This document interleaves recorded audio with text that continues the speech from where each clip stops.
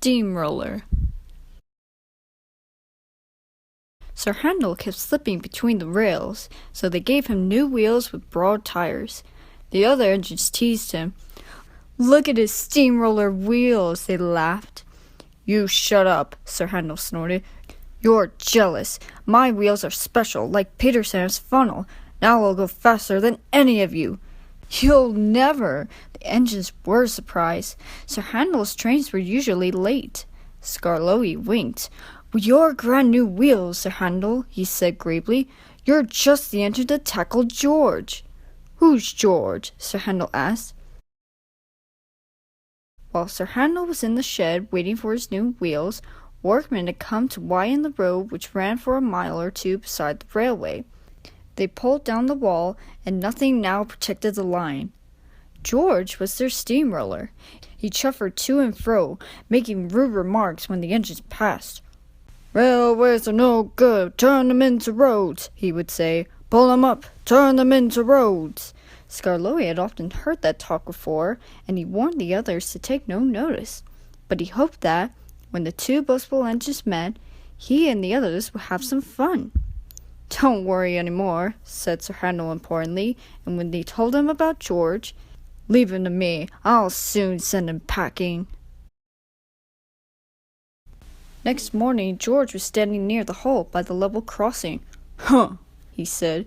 "You're Sir Handel, I suppose. And you, I suppose, are George. Yes, I've heard of you. And I've heard of you. You swank around with steamroller wheels, pretending you're as good as me." "Actually," said Sir Handel sweetly, "I'm better. Goodbye." He puffed away. George chuffered, fuming. One afternoon, Sir Handel had to bring a special load down after the last train had gone. When he reached the road, he saw George trundling home. "Peep, peep, peep!" George took no notice. He trundled along close to the track. There was barely room to pass. "Peep, peep, peep!" Sir Handel slowed and crept cautiously alongside. "Get out of my way, you great clumsy road hog!" he hissed. "Huh! Oh, I don't move for imitation steamrollers," retorted George with spirit. They lumbered along side by side, exchanging insults.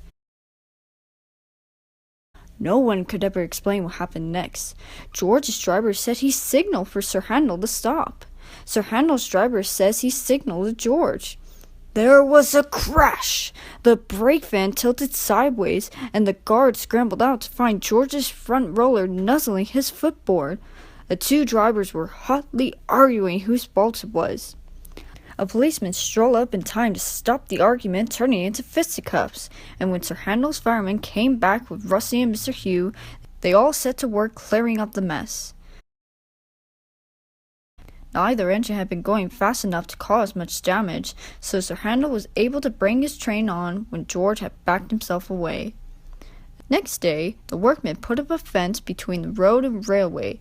Then they went away, taking George with them. This was because they had finished their work, but Sir Handel thought he had made George go away.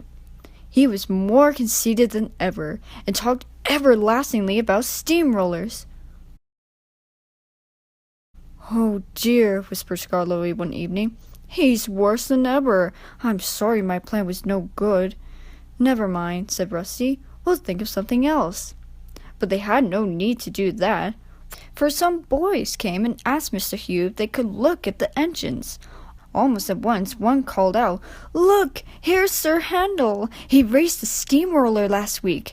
The roller nearly beat him to it. It was most exciting." Sir Handel never mentioned steamrollers now.